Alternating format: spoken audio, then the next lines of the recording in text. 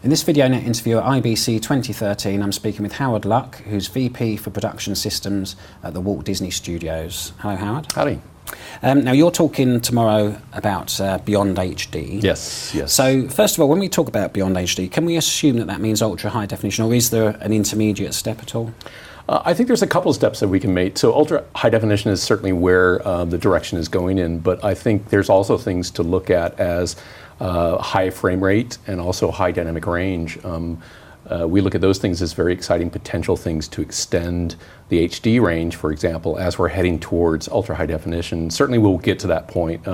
We master some of our films in 4K, not everything, but certainly that's the direction that we're heading towards, yeah. Yeah, I mean, what's dynamic range for those who don't know? So dynamic range would be, we're talking about the contrast from the black areas all the way to the very, very bright white areas. So right now we have basically a standard that sets for a nominal contrast range between 0 and 100 nits is what it is, for technically speaking. We have the capabilities now through some manufacturers to get much greater dynamic range than that, much more contrast out of that. And really resolution is tied very tightly to contrast. So you need both of them. They're kind of a married couple. If you have high resolution and low contrast, then it's very, very fuzzy, as well as if you had low resolution with high contrast. So you kind of need both of those things to make good pictures. Okay, so if we address those two things, could we have a meaningful improvement over current HD that consumers would appreciate and notice before we move on to UHD? Yeah, I think there's some good demonstrations that are out here at IBC that show the difference between just having a 4K display versus a high dynamic range display. And I think, and some of the colleagues at the studio think as well too, that high dynamic range actually might give a better boost to the consumers, that they would notice it more than just extra pixels. So it's something that we're going to take a serious look at and see how this progresses. It means that we're going to have to look at the standards and those things and open up that a little bit to get the capability all the way through the system to deliver high dynamic range to the home. But we think there's a lot of potential in that. Okay, I mean, most of the industry seem to be focusing on UHD right now. I mean, right. Do you think, is that premature, or can we sort of assume that it is the next big thing that everybody will get behind? I think it's a natural evolution of things. The consumer manufacturers of TV sets want to sell more TVs, so certainly they're going to push for the next thing coming down the pike. 3D was one of those things that came out to the consumer field with the television sets and wasn't really widely adopted. So since that has kind of cooled off a bit, I think the next move for the consumer manufacturers to move to ultra high definition, 4K, and then beyond that to 8K at some point in time.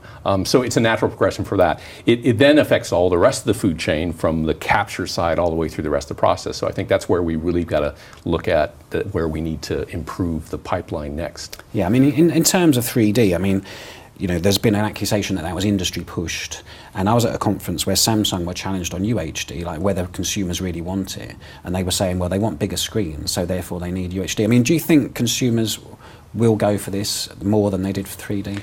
That's a really good question, and not having a crystal ball that works very well these days because the technology is changing so fast, it remains to be seen. I think that if the price point is there for the consumer, I think they will probably adopt into UHD TV, if nothing more than to have better high definition pictures on their sets that are at the home.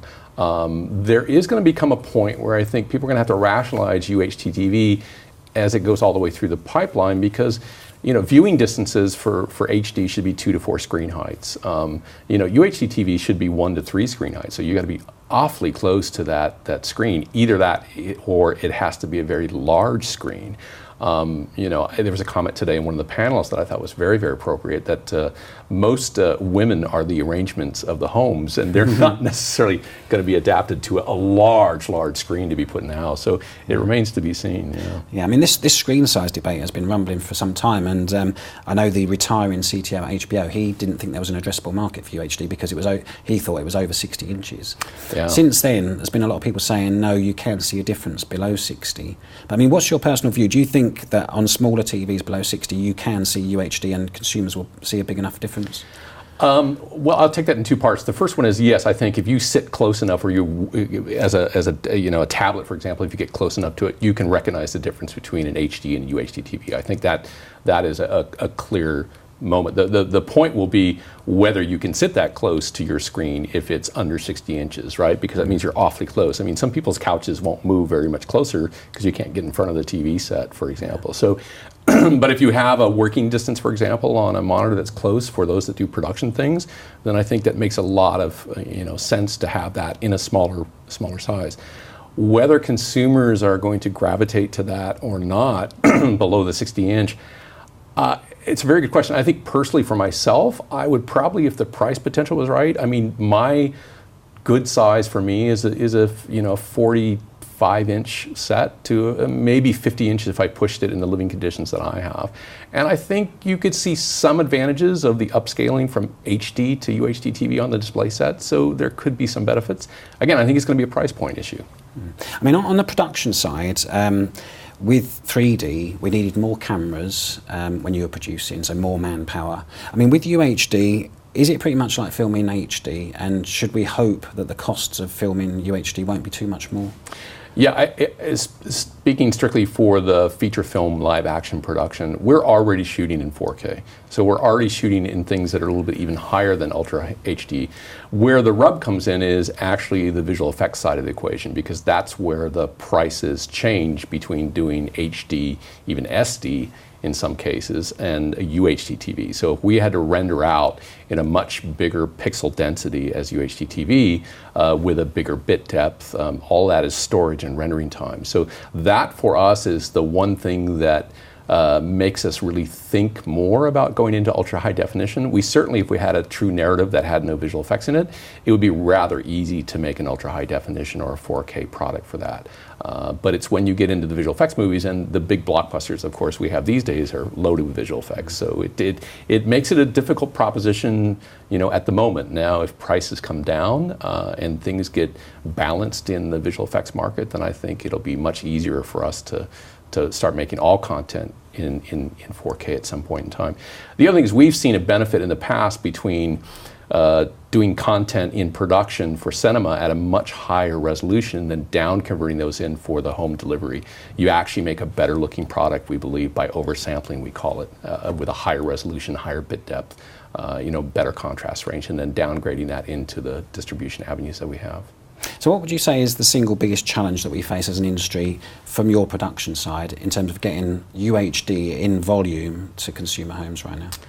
I think for us it's two things. One is the library that we have now existing, which is basically built on film, is not got much resolution in the ultra high definition thing. That's one of the things people don't actually look at. Film, it has been told to have resolution out to 4K, but it's a very, very limited contrast at 4K, therefore it kind of shelves off and that stuff. So the benefit is not as much from the film products that we've had before.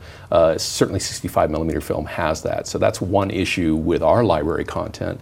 Going forward on the new productions, since they're all pretty much going towards digital anyway, I would say it's not that big of an issue, except for, again, when you come to the visual effects side. That's really where we're going to have to do some more work and some economies of scale in that sense to get the cost in line for the film productions. Okay, finally, I mean, I know the crystal ball questions are always difficult, but do you think UHD, given a lot of time, will just become the sort of natural successor to HD and then eventually take over in the way that we would probably expect HD to take over from SD? Yeah, I think it's a natural evolution. I think it's going to occur. It's the matter of time and how much time it will take. Certainly when you have a marketplace out there that will have the displays, of course we're going to produce content for that to try to take the most benefit out of it and make our content stand out, above the rest. We believe in quality first and foremost. And so for us, it's can we translate that quality all the way to the home consumer? And we have that possibility. We want to make sure that we take advantage of that. So it's coming. It's just a matter of time. Yeah. Great. Okay. Well, Howard, thank you very much for your time, and lovely talking to you. Great. Thank you. And, thank you.